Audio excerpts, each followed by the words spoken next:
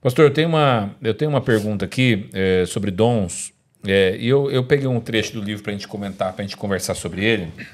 Um trecho que não é do senhor, inclusive, do Augusto Nicodemos, do reverendo Augusto Nicodemos, e que ele diz o seguinte: não temos mais homens como os apóstolos com dons de curar e de fazer milagres, sinais e prodígios, os quais, aliás, nunca foram superados pelos que reivindicam título e ofício.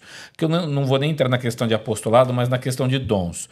Deus, ele continua falando como nos tempos bíblicos. Deus, os sinais, eles continuam acompanhando os que creem, como diz Marcos 16. Isso continua em curso? Eu acredito que sim. Eu acredito que continua. Porém, a forma é totalmente diferente.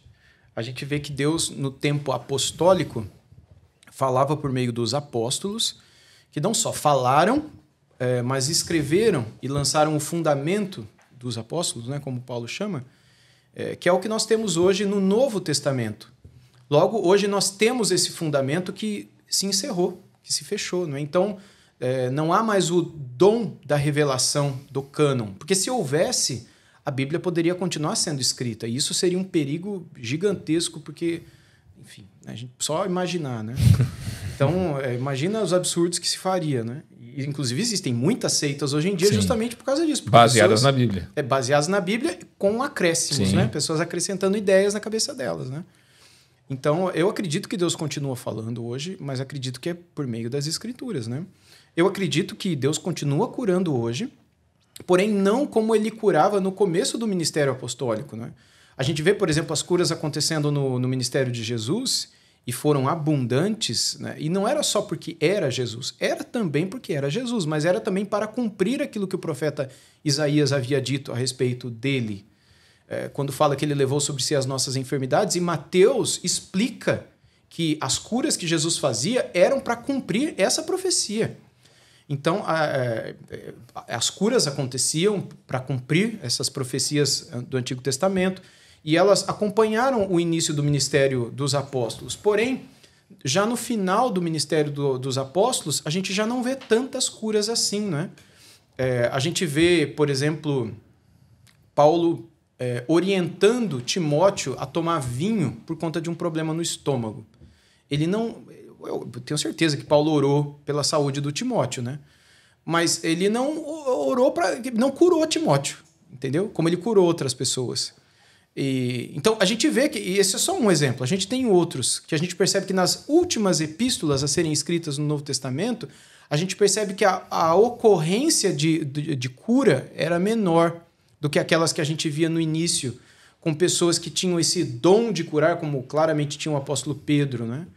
E aí, a questão do dom de curar é uma coisa importante também que de se dizer, porque dom é uma coisa que a gente recebe não para a gente, é para o outro.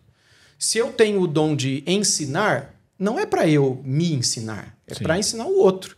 Se eu tenho, sei lá, o dom da misericórdia, não é para ter misericórdia de mim, é para ter misericórdia dos outros. O dom da evangelização, o dom...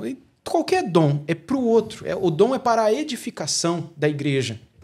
Nunca para si só. E o dom da cura também. E o dom não depende da pessoa que tem e nem da pessoa que vai receber o benefício daquele dom.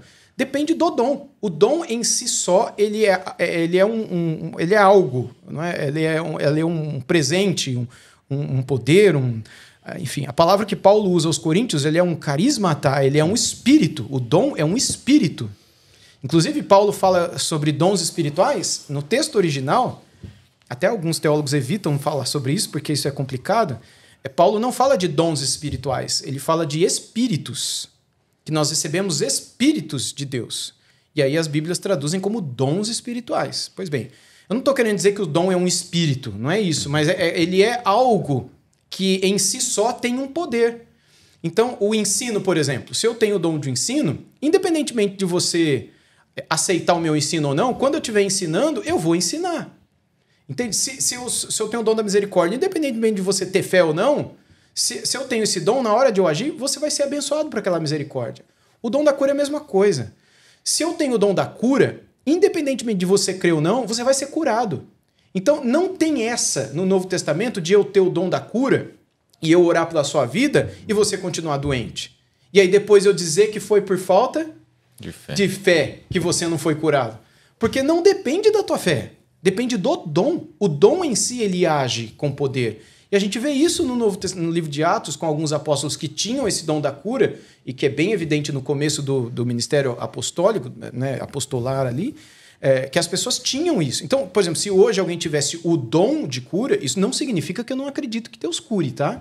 Mas se hoje tivesse alguém com dom de cura, a gente podia ir todo mundo lá quando ficasse doente, entendeu? Porque todo mundo ia sair curado. Porque é um dom.